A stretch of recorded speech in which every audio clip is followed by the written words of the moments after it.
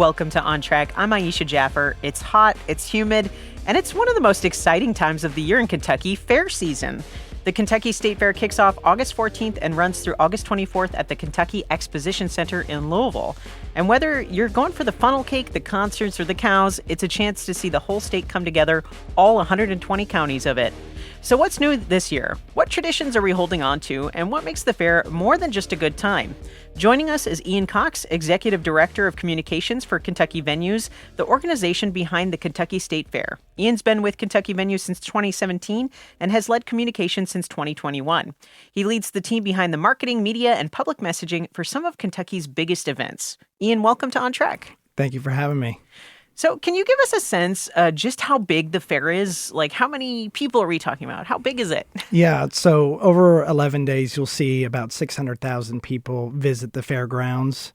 We still fondly look at it as an event where we want all 120 counties to come together and celebrate the traditions that really make up our identity in the Commonwealth, and then celebrate what we all do maybe as a hobby or a side passion, and celebrate that on the main stage. That's beautiful. That's a lot of people, too. Well, behind the scenes, I mean, this must be a massive undertaking. What does it actually take to pull this off? Well, if I were to try to just streamline the answer, it's a multi-year effort, and it takes generational knowledge. And so when you look at our facilities here in Kentucky, you have two of the largest exposition centers operated by Kentucky Venues, which I work for. The Exposition Center, 1.2 million square feet. To be able to program that and lay it out takes staff year-round thinking about how it's been, how it should work better, and then approaching outside parties on ways to improve or create innovative ideas that may inspire or excite the next generation. So every year there's something new thinking about that. And so I kind of want to start big in this conversation of what's new this year for the Kentucky State Fair. Yeah, it's so fun answering this question because the truth is there are over 25,000 new entries. So when somebody comes in and drops off their plant, or they drop off their painting, or they drop off their cake or cookies that they make, those are new things to the fair. So we have in Kentucky have friends and family who may be competing for the first time, going around the facility, seeing what people are angled towards, what they're interested in, and also looking at the new categories we're bringing into the equation because they've been requested. So new hot sauces, bourbon barrel elements, bringing in components, celebrating the Wilderness Road and recognizing that 250 years of that event. We have tons of new acts and entertainment. So in total, over 100 different things to do. And that doesn't include just walking around and staring. So with that, I think it's time for everybody. I'll make a charge for those listening. It's time for everybody to think about how they've entered the fair, how they've walked through the fair, and try to do it different, because that will set a different feeling in your mind on how the fair is this year. And I love that there's community feedback about like new categories and things like that. Was there one that surprised you for this year that was added? Well, overall, the beer and wine category has been one that hobbyists have learned to perfect, and seeing how that has grown and the passion for the entries in that space has been something that I think has piqued my interest. When you look at the areas around the fair, there are these divisions within divisions. So, for example, a cake could be made by a person yours and I age, or there's a junior competition where a child could compete against children, or a first-time exhibitor competes against someone else. So creating spaces where people can present their passion, their hobby, and then also, honestly, the competitive nature is so rooted into what we do. Having those opportunities mixed in together plays really nice. Now, I know there's always a strong music lineup. Who's playing this year? And are these concerts all free? They are. It started sometime back when we demoed Old Cardinal Stadium and we stopped having a paid concert inside Freedom Hall. The discussion around the table was a lot about giving value, where we all, as fairgoers, we want to participate, we want to enjoy the time, and frankly, pulling out your wallet as least times as possible to get the full experience was the goal. So looking at these Texas Roadhouse concert series, which are taking place in what's called Lot L, it's adjacent to Kentucky Kingdom. You have over 30 different acts taking the stage there, included with admission. You have people like Sister Sledge. You have Blue Oyster Cult. You have Sawyer Brown, and so many more. I mean, fun story is my father-in-law, we're from two different worlds, completely different worlds. And this is one of our primary connections, talking about what rock band is showing up. And I often have to say, I can't tell you yet, but just sign up for our emails. And then he gets them and he says, okay, what time is it coming on? I see Theory of a Dead Man or Blue Oyster Cult or Grand Funk Railroad's coming on. What time? And I said, well, there's an email coming out in an hour. And it is a joy for me to visit each of those and see the crowds it attracts, because Old 60 is a very different band than what Theory of a Dead Man will bring. Mm-hmm. And so that tells us we're hitting the mark on the variety. I like that your father-in-law is looking for that inside information. It's such a gift to be in a space that interests people and that others are passionate about. Of course. Well, for those foodies out there, I know that's a big part of the state fair. What are some of the long-standing, I'm just curious, iconic Kentucky State Fair items? Yeah, I know we talked a little bit about Wisconsin and Minnesota State Fair before and how they announce these just things on a stick that kind of perplex the mind, and you wonder, should this really be happening? I've seen Derby pie on a stick. We have our classic tried and true fried items, like you have the Oreos, the Twinkies. But what I think sets us apart, and it's something that the world is turning towards, is looking at where the food is coming from, where it's sourced, and how is my purchase impacting my community. And so Kentucky Proud's the big focus for us. So being able to offer items like a burger that's the best burger you've ever had. For some, that's the palate variety they're looking for. A beer cheese on top may even be too far. And so we create this world where some people like the special. They want hot honey ice cream, and that's an offering that you can go find. Or you go over into a space like Newton's, which is at the very front of our porch, and you can understand where the product is being sourced from and how they got it there. So for that, it's a deeply personal decision on what is exciting. But for me, as somebody who's now lived both sides of it, that is the most exciting thing, is more Kentucky Proud items. So it's uniquely farm to table in a sense. Absolutely. Well, is there anything, I know some people are like gung-ho for those new foods. Is there anything new that we can know about? I think right now we're focused on putting those things out on our social. Sure. Right now, I don't have on hand the things that I think all listeners would go, oh, that's delicious. I mean, we have like a flaming hot corn dog that's going to be coming out. But, I know it's my side of the table answering questions, but there's traditions we all make, and maybe trying a new fair item is that thing. And definitely fairs have leaned into that. For my wife and I, when we go to the fair, there's a flow we follow, and a corn on the cob is the biggest thing on her list. We've got to go get that, and she's got to season it up the way that she does it. And it is ritualistic, and I have now accepted how I'm going to do that too. And I had never grown up that way. I'd never been raised that way. And now it's part of our thing. So I encourage people, it's not just the crazy and the questionable. It's definitely the where's it from, how's it made, and ultimately what's the traditions you want to make. I really love that. So we talked about food, but now we got to talk about drinks. You talked about food and wine. I saw there's something called Beer Fest. Is that part of the fair? Yes, it is part of the fair. So it's something that started a couple years ago, and it was questioning the way the fair can play a role in supporting the breweries around Kentucky, because we have a really rich process in that. And so you have Country Boy Brewing, you have West Six, you have many different groups that are looking to gain exposure into a broader community. So for the fairgoer, it is you can buy your ticket online direct, and it includes admission and parking this year. It's not an add-on. It's just a complete experience. So I think it's around $30, but you get samples of all the different beers that are there. You have the option to buy full cans. We're bringing entertainment into the tent for that occasion. for me, actually, it was funny because, forgive me, we were at a brewery, and it was an inspiration point from that and other things we've seen like Tailspin that have done well in highlighting groups. So that for us, that is something we're very excited for, and we've got advertisement running around. It's this big bright orange ad.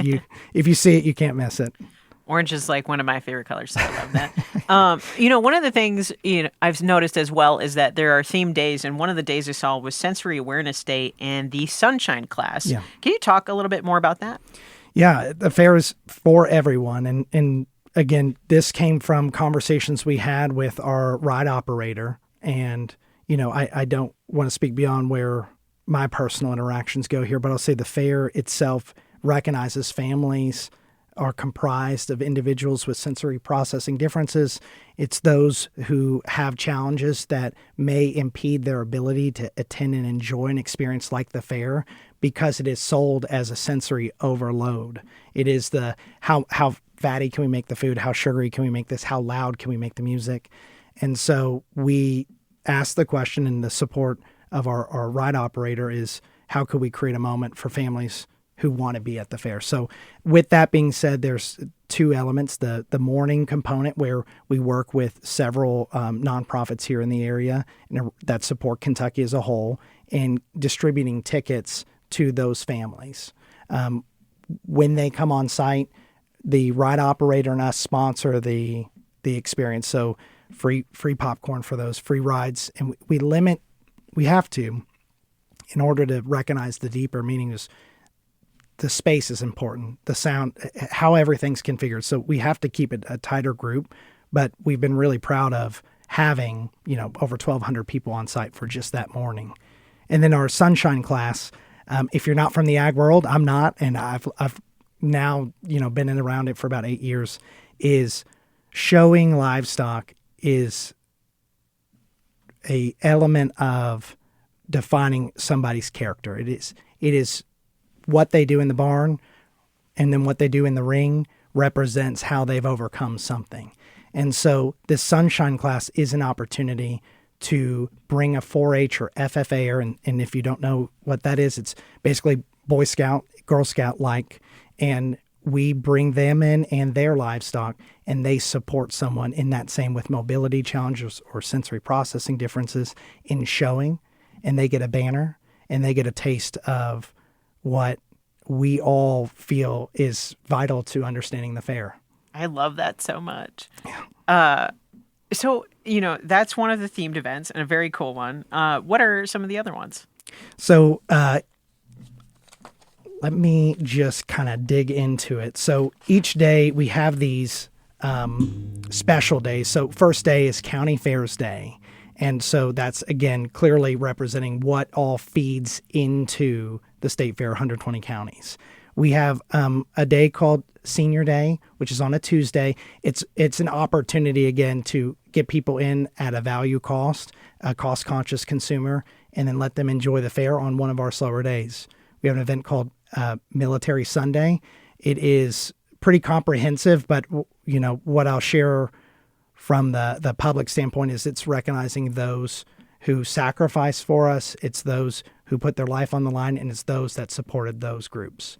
And so, from exhibits like the Vietnam exhibit inside South Wing B, and education from volunteers and those, to recognition of Purple Heart Award recipients, and then carrying that mission forward into the music we play and the love we have for them on the stage. So those are just a handful of those kind of value days.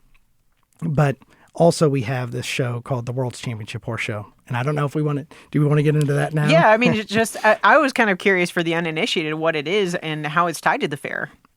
It is a fascinating thing. And when you've never been around the equestrian world, it would seem like now is the time to get proverbially baptized in what this is. So I'll start with a fun fact. It is 1 year older than the Kentucky State Fair itself, so it's on its 122nd year. Wow. It is an event that celebrates Kentucky's only native horse. So the American Saddlebred was a horse that did basically everything on the farm and then became the horse you would ride in, particularly to present yourself, to establish maybe that you are doing well. And so as you look at other events, this is about how does the animal look? How does the horse look? And then there are competition on how the person displaying the horse looks. So there's 2,000 horses that come on site. Wow. And this is the defining event for this industry. So somewhere around $1.5 million in awards being given out. It can look disproportionate from the focus we have on the fair, but the truth, it's all rooted in agriculture and livestock. Why not, like we do for the Derby, which is thoroughbreds, why not recognize the horse that made Kentucky and supported Kentucky farms? Well, and I want to talk about also the livestock too, outside of that. Like it's a very important event for livestock, from prize winning poultry to petting zoos. What can people expect like this year? Well, I think that's, you define how are we different than other events, and the livestock is a core component of that. So we have two different categories that show up. So you have your beef and your dairy that show up, and then you have poultry, pigeons, rabbits, roosters, ducks. Basically, these different categories get created again through interest and submission. Some are more rural in nature and some are more urban. So our roosters and our hens often come from more city. And then our cattle normally come from the outside zip codes. So depending on when you show up, the animal may be intended for milk production, or it may be intended for breeding, or it may be intended for meat. And I know that's a tough thing because I think all of us have tried or have experimented with other sourcing of products. And I think we're not stepping away from the reality that not everybody's preference is to see where that animal lands. Yes. But I'll tell you this, when you see the pride and the joy and the love that those that bring the livestock have, that it shows it's not this heartless reality they live in. They'll load in and they will work through the night, and then we'll come in 4 a.m. and start doing interviews with them, and we'll support reporters coming in. And you see the same kid that dropped off, got the bedding ready, and they'll tell you all about what they do and how they do it and how they're proud of it. And it's a way of life that I think just it broadens your perspective on what matters to people. Well, we'll be back in just a minute with more on the State Fair. You're on track with Louisville Public Media. Hi, it's Aisha Jaffer, host of On Track. As a fan of the show, you may be wondering how you can help support this hyper-local podcast that focuses on topics and conversations that affect us and our community. To learn how your business can sponsor On Track, contact Tracy Karam at tkaram@lpm.org. Thank you. Welcome back to On Track. I'm Aisha Jaffer, and we're talking to Ian Cox, Executive Director of Communications at Kentucky Venues, previewing this year's Kentucky State Fair. So there's a lot of nostalgia tied to the fair. Are there any traditions you personally love or things you really think define the Kentucky State Fair experience? I know we talked about corn. No, I know. So I think it all got flipped on its head when I was searching for my identity within the organization I work for now, and then my family being so proud and excited, they gave me pictures of me as a kid, shaking Fairbear's hand or interacting with the livestock, and then at the same time of joining this role, being married and seeing what the fair expectations are, because I was under the assumption that all 600,000 people navigated the path that I navigate, and so the traditions that I'll be specific because I think there's things that I enjoy and it makes the fair for me is I really enjoy going to see and smelling the tobacco. And that for me, and then seeing the largest watermelon and pumpkin that shows up and gets weighed, I visit those things and then I slide on over to the exhibit halls. So in North Wing, we have our horses. And then in East Hall, we put out our culinary division winners. And so being able to walk through there for those that are uninitiated, there was a time where moldy cakes would be shown later on in the fair. We don't have that anymore. We refrigerate everything to keep the presentation. But that for me was oddly a tradition I had, that I liked going the second week and I liked looking at the moldy cakes. So it's kind of funny now being able to say that and say, well, they used to do it this way, or we used to do it this way, and we don't anymore. I mean, my mind immediately went to like make a moldy cake and like compete it. Because you never know, there's so many things. And I'm actually curious about that. Like, what are some of the lesser known exhibits or quirky features you think more people should know about? So something I did not know until I got years into this was inside the divisions, there's categories. And so when you're looking at entries, you may not know exactly why one won a blue ribbon right next to another one that won a blue ribbon. And they may be in different categories, or rather they may be sub-defined. So for example, there is a tree decorating contest, and the themes that they carry, one is Halloween, one is a patriotic pride, one is tied more to holidays. And so when you see some stacked up against each other, it is that who won first place, who won second place, and do I agree with this judge? And it kind of becomes that, like, scratching your chin and just thinking, if I was in the judging role, what would I have picked? So with that, I'd say being able to check who competed against who, and then navigating around, and then just discerning if you agree with the judge's choice. That is a really cool experience. I would also say two of them that have been going on for a while. There's a rose smelling contest. So people bring their roses for presentation. They get judged. Then they get displayed around the second weekend. And you're talking about judging fragrance, and it's a different win than the presentation win. And last is the rooster crowing contest, the oldest running, I think, 1920s, I think is when that started. And you would think it's like the roosters are staring off at each other. No, you're counting how many times they crow when the light comes into the barn area. Wow. And so that's another competition. You're like, what? I cannot believe that happens. We had ostrich racing at one point. Oh. We don't do that anymore. Okay. But you have these ranges of competition that are just quirky and fair-like. I love that. I love quirky. Rooster sounds real fun to me. I love that that's one of the oldest. So, I know that the fair is more than just entertainment. The fair also has economic and cultural impact. Can you talk a little bit about that? Yeah, and it may be good to take a 100-foot view out on what Kentucky Venues is, just to kind of define why we talk about impact in an event that ultimately is about bringing people together. So our agency operates the Exposition Center and the International Convention Center. And so Louisville has a lot of pride for a ton of things. I'll say that we should be, and we are very proud of the capabilities of putting on events. And so 14 of the top 16 events that happen in our city from an economic impact standpoint happen at our facilities. And if you consider the Derby parking as a part of making an event possible, we're at 15. So with these events, it's about recognizing our facilities can't be fully subsidized. They have to drive economic activity within the community. That could be in the form of room nights. It could be in the form of job creation.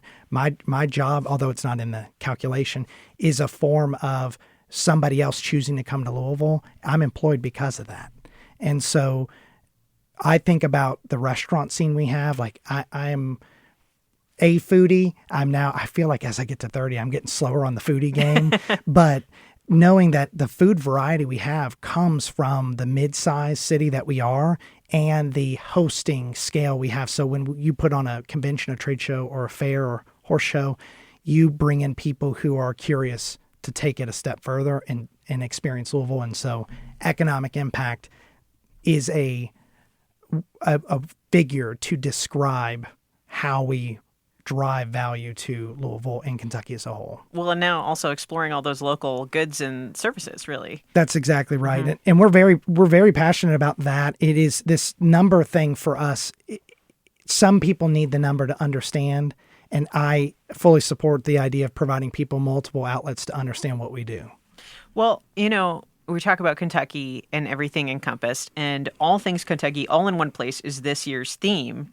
So I'm curious, why this theme? Why now? What inspired it? And what do you hope it leaves people feeling when they walk out of the gates of the State Fair? I'm certain you've got this before. Great question. For us, when we look at the theme, a lot of it starts with a conversation of how the current fair is going. So we're talking about next year's theme now, and we are throughout this fair listening to how people are talking about what matters most, because we want a product that people connect with. So using the words that they say, using the words that we all understand to be tied into our product. That is why we chose this All Things Kentucky all in one place, because when you ask people what is the fair, they get into the rhythm of describing it's foods, it's rides, it's my friends, it's my family, it's a community get together. And so one year it was we walked around and people were talking in that particular year about how school starts and the fair begins. And so we created the theme Summer Summed Up. And so again, it's like this whole rhythm of listening, developing an idea. We have a passionate graphic designer that wanted to do a national parks theme, and we saw the opportunity to jump on it, and very proud of what the team's put on. And from the reactions we've heard, of course, they're probably biased. They're very happy with the look. Yeah, I like it as a fair goer. So before I let you go, for someone who might be on the fence about going or who hasn't been in years, what would you tell them? Well, it's only fun if you bring a friend, and if you know what's going on, I think you're going to find that the leisure component of it and the schedule component both bring different groups together. Like I'll give an example. So, my wife is a planner. She likes to know what's going on so she can build the schedule. I like walking in and just feeling things out. And so both of us get to have a time at the fair that's special. So I encourage you, for the time and the price and the opportunity to connect with the community, come out. Ian, thank you so much for giving us a preview of the fair here on Track. Thank you. Ian Cox is the Executive Director of Communications for Kentucky Venues, where he oversees marketing and media for the Kentucky State Fair. On Track is a production of Louisville Public Media. The On Track production team includes Michelle Tyreen Johnson, Alex Biscardi, and Laura Ellis. Our music is by Kojin Toshiro. If you're just tuning in and you want to hear the full show, you can find it now at LouisvilleOnTrack.org or in your favorite podcast app. And let's continue the conversation. Is there something you want to hear about, something that matters to your Kentuckiana experience? Let us know by sending us a text or giving us a call at 502-814-TALK or email us at ontrack@lpm.org. I'm Aisha Jaffer, and remember, from prize-winning livestock to music in the air, there's no place quite like the Kentucky State Fair.